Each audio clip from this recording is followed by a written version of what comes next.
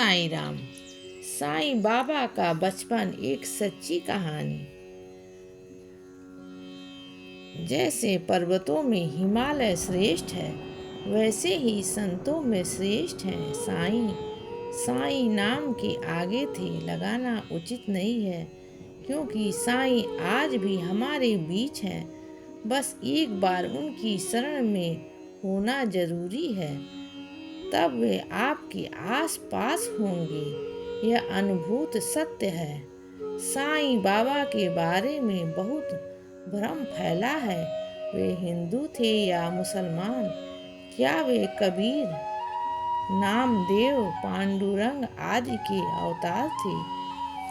कुछ लोग कहते हैं कि वे शिव के अंश हैं और कुछ को उनमें दत्तात्रेय का अंश नजर आता है। अन्य लोग कहते हैं कि वे अक्कलकोट महाराज के अंश हैं। कट्टर धर्मी युग में व्यक्ति हर संत को धर्म के आईने में देखना चाहता है। कट्टरपंथी हिंदू भी जानना चाहते हैं कि वे हिंदू थे या मुसलमान। यदि मुसलमान थे तो फिर हम उनकी पूजा क्यों करें? मुसलमान भी जानना चाहते हैं कि अगर यदि वे हिंदू थे तो फिर हम उनकी समाधि पर जाकर दुआ क्यों करें? साईं बाबा के बारे में अधिकांश जानकारी श्री गोविंदराव रघुनाथ दाभोलकर द्वारा लिखित श्री साईं सच्चरित्र से मिलती है।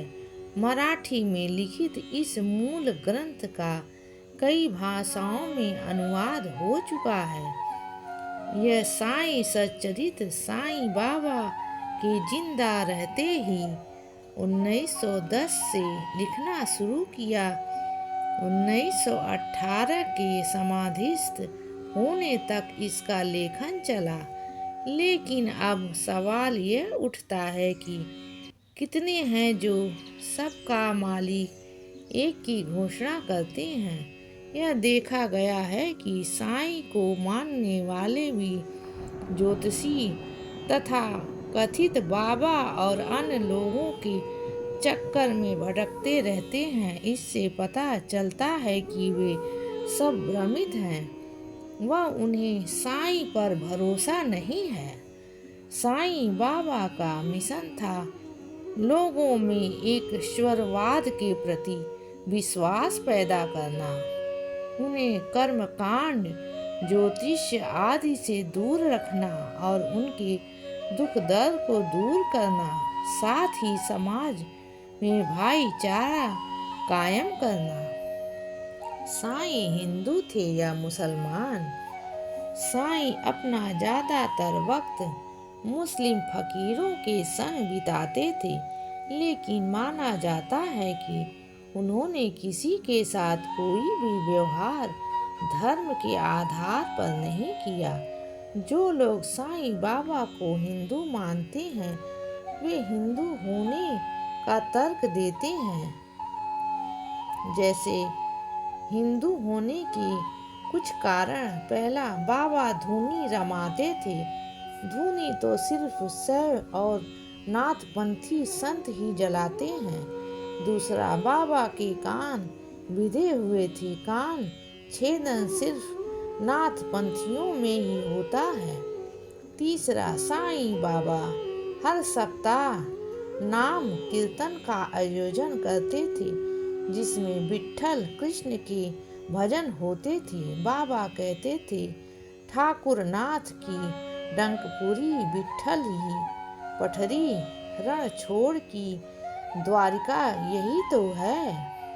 चौथा, साईं बाबा कपाल पर चंदन और कुमकुम लगाते थे।